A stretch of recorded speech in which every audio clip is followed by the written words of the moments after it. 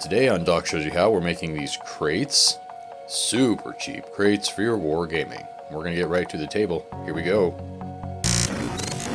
These little build block things. So, very straightforward. Just knock together our cube real quick.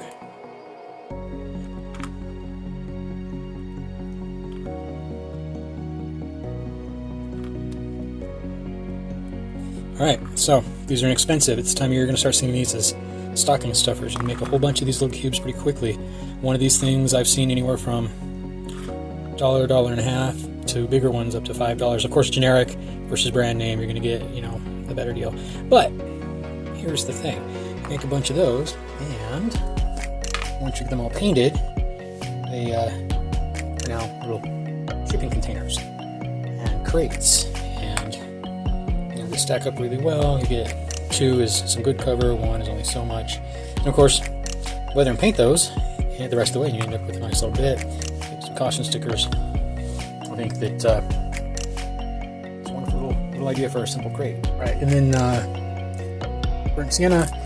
This is available by a bunch of different companies, not just this brand. And then I've got a little bit of water here too, so that get a nice good amount of paint on it. Real quick dip in that water.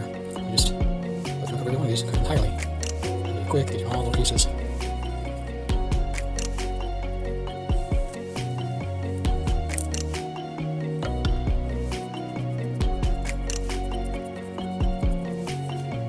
Okay, we've got a pile of them wet here, so we're just going to take and wipe most of that back off now.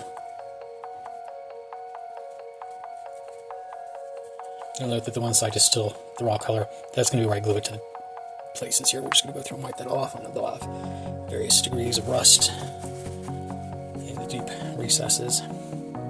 So, some edging with the Sharpie marker. If you got a better pen, then use it, but that's just kind of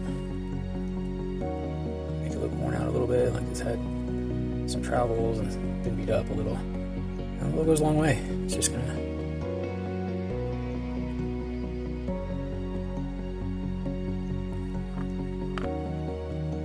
So this is a matching game piece. There's a thing out of thrift store. I've been using these for a while.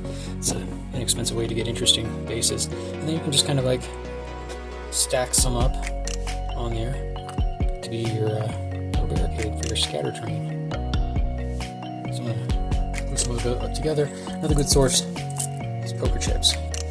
So stacked, just a couple, and then freestanding, just so you get some scatter. So I'm using some really watered down black here. I'm just going to place it in a few places.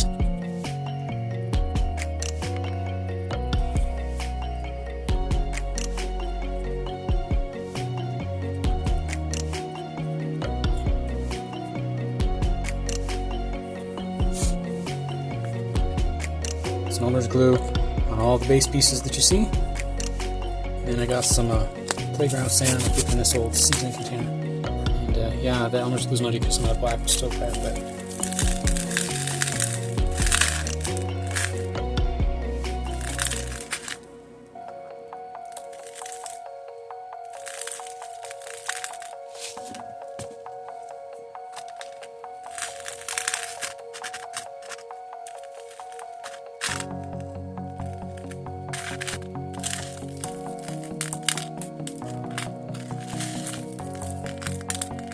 and then repeat as necessary to get the coverage you want.